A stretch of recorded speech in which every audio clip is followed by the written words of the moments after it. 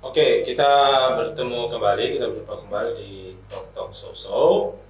Kita mau ngobrol-ngobrol lagi, tuh bincang-bincang lagi soal Natal. Natal di mana-mana saja sama. Oh, tapi kalau di Papua ini, saya pikir Natal yang sekarang agak beda, karena ada puluhan ribu, bahkan mungkin ratusan ribu orang-orang Papua yang sedang mengungsi di hutan-hutan. Karena dalam perjalanan. Nah, kita ini bagaimana ya mau bilang akhirnya Natal ini kita harus berhikmat, kita harus merenung. Sementara ada yang kita bersaudara orang Papua yang lain yang ya mereka harus menderita tapi mungkin itu sebenarnya makna Natal sebenarnya, penderitaan, penebusan atau apa orang bilang. Tapi Bapak ini sendiri sebagai seorang pendeta yang sudah lama menjadi orang dapat gembala kan? Iya. Terus dari ketua sinode juga cukup lama.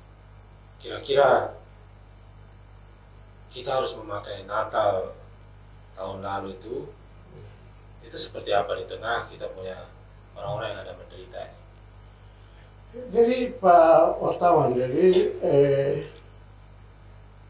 Natal ini kan di tanah Papua kan dirayakan oleh gereja, pimpinan gereja dan masyarakat. Nah, masyarakat ini yang tadi itu bagian dari terbentuk melalui sejarah tadi di bawah sistem yang sebenarnya menyingkirkan kita. Jadi kita lihat gereja hari ini, pendeta-pendetanya, dosen-dosennya itu harus dari situ. Kita besar, kita dibentuk pendidikannya, bacaan-bacaannya, interaksinya, ya, perjuangannya dibentuk oleh sistem itu. Kalau sistemnya kaku, sistemnya keras, sistemnya militeristik, hari ini kita punya pendeta yang, pemimpin gereja yang, mungkin dia sendiri takut. Gitu. Dia sendiri mengalami kedangkalan. Maksudnya memang kedangkalan. Dia sendiri cari selamat sendiri. Mungkin ya saya juga cari selamat sendiri. Kan cari aman. Kalau di dunia, saya hidup di dunia yang begitu, saya juga cari aman, keluarga sendiri, kenikmatan sendiri itu bisa. Itu. Sehingga memang ya untuk bisa merayakan Natal dengan baik, menurut saya itu kita ada kitab suci. Kalau kita gereja itu ada kitab suci yang bicara tentang Kristus yang lahir dalam dunia Palestina yang memang di tengah-tengah bangsa yang sedang berjuang melawan sistem Romawi dan Yunani juga. Ini agama orang Yahudi juga sudah memang dikooptasi oleh sistem itu dan ya mereka orang Yahudi berpikir dia ini akan tolong orang, begitu. Padahal tidak ada. Padahal dia hanya datang kasih tahu orang, kamu inti, itu saja. Kamu 100, kamu berharga. Kalau sistem-sistem ini tidak harga menghormati kamu, saya tidak, saya Tuhan tidak. Dia pilih janda-janda, orang-orang miskin, perempuan-perempuan kan di dalam agama Yahudi perempuan bersihnya tidak boleh harus dirajam. Ya. Dia pilih ambil orang. Kau berharga. Kau berdiri. Itu Yesus datang ke tahu itu. Dan para murid ini rujukan gereja ini kalau mau bikin rayakan Natal gitu. Itu yang penting. Karena mereka terlempar, para murid Rasul itu terlempar dalam dunia yang memang tidak suka orang. Karena pengikut Yesus saja dan saliban. Ini penyesat. Jadi kembali ke yang tadi itu, jadi kita memaknai bahwa hidup itu berpihak ke yang temukan yang terhina, temukan mereka yang terasingkan. Kasih orang gereja hadir, kata orang kami inti. Itu pesan Kristus. Nah kalau kita rayakan Natal bagus dulu, bikin gereja hebat-hebat, bagus juga, tapi itu barang yang kita bikin sendiri. Lepas dari spiritualitas, kultur, ya kan bilang, budaya tandingan yang Kristus bangun, beda dari yang Kristus bangun. Itu kita bikin sendiri cari kenyamanan. Budaya sudah terbangun dan ini budaya yang cari nyaman, cari ikut ramai. Jadi kalau menurut saya itu kalau Natal itu kita mesti kunjungi orang penjara, LPK itu. Kita mesti dengar, kemarin saya dapat surat sepenggal dari laki-laki satu. Di LP punya surat namanya Mesak dia nama, tapi saya cek dia nama dulu. Dia bilang, kapan gereja-gereja ini bikin deklarasi kasih? Dan kata kami berdiri di sini. Kapan orang-orang, nanti saya kasih tunjuk ke surat, bagus.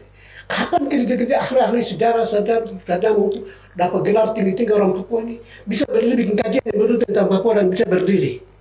Itu. Jadi Natal ini kalau saya ingat itu, saya ingat selain itu ini saya ingat Victoria Martian, saya nonton filmnya ada saya. Saya ingat itu, tapi selain orang saya juga ingat. Dulu ada pendeta Lafstren, Harold Lafstren. Dia malam pemberontakan UPM itu, Manokwari, dia malam ada di situ dan dia bikin sekolah di Sawi, Afrai. Dia sekolah sebubar karena mau perang toh, operasi perang. Dan pulang baru, sekitar jam 1 malam dia datang kembali. Satu kaki patah. Kenapa? Satu dia kaki patah karena jatuh dalam jurang. Jadi dia bawa orang ke rumah sakit, tentara tangkap dia. Dia ngapain?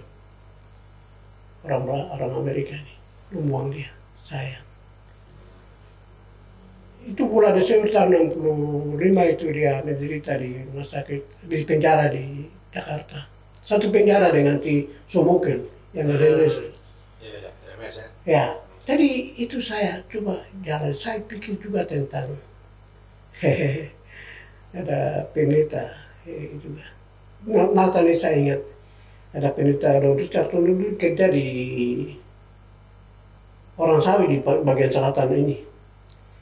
Jadi dia pendeta, tapi yang saya ingat dia itu bulan tahun 76 dia bawa paper sebelum operasi 77 ini wartawan.